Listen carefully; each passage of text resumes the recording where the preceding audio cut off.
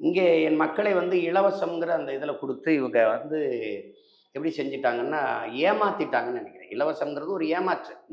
நான் எதுக்கு உங்களுக்கு வேலை இலவசம் எதுக்கு உங்களுக்கு தரணும்?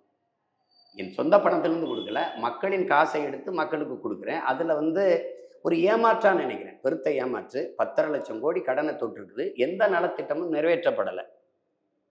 தலைநகர்களோட சரியான சாலை இல்ல. தலைநகர்களோட தடையற்ற மின்சாரம் தர முடியல. 2வது மழைநீர், கழிவுநீர் வழிந்து ஓடக்கூட ஒரு வாய்க்கால் இல்ல. அப்ப இந்த மாரி இருக்கும்போது, ஒரு குப்பை மேலாண்மை கூட சரியா இல்ல. அப்ப 10,500,000 கோடி எங்க வந்துச்சு? கல்வி முழுமையா குடுக்கப்படல. மருத்துவம் தரம் உயர்த்தப்படல. ஆனா ஆண்டுதோறும் நிதிநிலை அறிக்கை வந்து கூடிக்கிட்டே இருக்கு. 500 கோடி, 1000 கோடி ஏறிக்கிட்டு இருக்குது. பணம் பட்ஜெட்ல கூடுது, தரத்தில கூடல மருத்துவம். அப்ப அந்த மாரி கேக்குது பாருங்க. அப்ப இந்த கட்சி ஆட்சிகள் வந்து இது 2000 குடுக்குறேங்குது, அது 2000 குடுக்குறேங்குது, இவர் 2500ங்கிறாரு. ஒருத்தர் 3 எரிகாற்று உருளைங்கிறாரு, அத சிலிண்டருங்கிறாரு. இவர் 6 சிலிகாற்று உருளைங்கிறாரு. இத கேட்கும்போது சிரிப்பா இருக்கு. எங்கிருந்து எடுப்பீங்க, குடுப்பீங்க?